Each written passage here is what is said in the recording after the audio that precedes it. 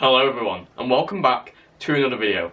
My name is Dave, and this is STOKECITY101. In today's video, I'm going to be previewing the home game against Crystal Palace. So, let's get into the video. So, we're back with another home game. That's what I like to see. I love the home games. Although I do like going away, but the home games are definitely the best games in the season for me. But this game this week, I think it's going to be really tough. Now, I'll get into that later. But coming out from last week, to get a point at a place like West Ham, now, at the end of the result, granted, I didn't think it was that great. I thought we could have definitely won it. I think most people think we could have won it if we took our chances. Juve had some very good chances late on. But I think, if you think about it, in the course of the season, a point at West Ham is very, very good. It's not like we could have easily gone there and lost, and that's not what we want, really. At least we got something from the game. Now, granted, we should have got more than just a point, but I think taking it into this home game, especially against a side like Crystal Palace, who at the moment are sitting in 6th in the table, so going into a game like that, if we'd gone on the back of a loss, I don't think, well, I wouldn't fancy our chances in this game, but going on from a win and then a draw, we're unbeaten in 2 games, going into a side against Crystal Palace, who are now in 6th, it gives us a bit of confidence, and I think that's exactly what we need in this game, because they're flying at the moment. They're fantastic.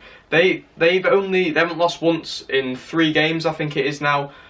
So they're flying at the moment. They beat Newcastle 5-1 at home as well. Now, granted, Newcastle aren't a very good team, but they're getting the results to show how good they are. Players like Balassi showing again that he's a fantastic player. Now, if we're going to go and beat Crystal Palace, now there's only one obvious thing we need to do, and that is to take our chances. And we haven't been doing that lately.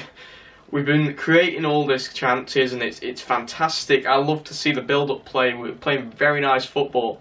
We're just not finishing it off, and that's exactly what we need to do in this game against Palace. Now, granted, chances they're going to be limited. They aren't going to happen quite a lot in this game, like they did against Man City, because it's not going to be a similar game. We need to be taking them as soon as we get them, and then if we do that, I can see us winning in the game. But if we don't, who knows what could happen. Now, a player to look out for Crystal Palace, Yohan Cabaye. He scored in his last game, but a more stat orientated to Stoke. He's got 4 in 4 in his last Premier League games against Stoke, all for Newcastle. But in the last 4 games he's played against Stoke, he scored 4 goals, so he could be a danger man. He's almost like our bogey player, scoring against us every time he plays us. So we need to look out for Cabaye. He orchestrates the middle as well very, very well. He's easily a great leader. I'd love to have him in the heart of our midfield, partnering Glenn Whelan. I think if we had a player like Cabaye, it would be fantastic. That's exactly what we need in the transfer window, a striker and a player like Cabaye. And I think our team could really start to kick on then if we got those players. But that's not saying we're not playing well at the moment. We are, but I think if we got the players, we could definitely move up to where Palace are at the moment, that 5th, 6th position, because that's where we're looking at the moment, and I think we're almost at it. Now, another danger for Palace is their pace.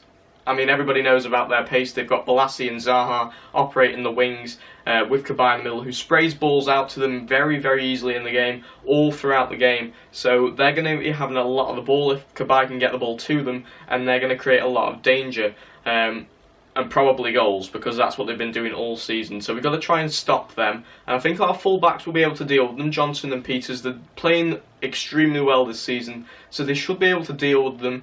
They dealt with Man City. Granted, they didn't play very well, but I'd say Palace's players are definitely of a lower standard, but they've been playing better this season, and they have been on fire. So I think the 2 wingers and Cabaye are definitely players we've got to stop in this game, and I think if we do, it could be a very good game for us. Time for my score prediction now. I'll be honest, I don't really know how I'm going to see this one going. It could go either way. I'm being completely honest, it could go either way. It's going to be a really tight encounter. Both teams are going to go at it. We both play counter-attacking football with pacey wingers, so both styles are going to clash, evidently. So it's going to be a very, very close game. Very limited chances in this game, I sort of predict. I don't know how many chances each team are going to get due to the style clash, so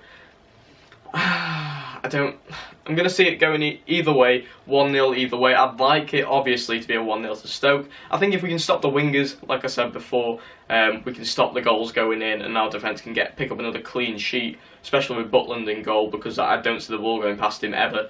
But I think, yeah, going to be a close game, either way, 1-0, but I could see it, like I said, if we stop the wingers, Stoke 1-0 victory. So guys, that is the end of my preview for the Crystal Palace home game. Let me know in the comments down below what you think the score's going to be in the game. Let me know your predictions for the game, what's going to happen, any big moments, any card penalties. Let me know what you think in the comments down below. If you have enjoyed the video, as always, leave a like down below, because that will help me out a lot. Shows you're really enjoying the content, so leave a like if you did enjoy it. Also, leave a comment with any feedback in general for the videos. How can I improve these? I'm always looking to improve them, so let me know in the comments or on Twitter. I'll leave my Twitter as usual in here and in the description, so you can let me know how I can improve the videos. Also, if you are new and you do enjoy the content, be sure to hit the subscribe button down below, because that will help me out a lot. It shows you want to stick around and see more content. So, until next time guys, see you then.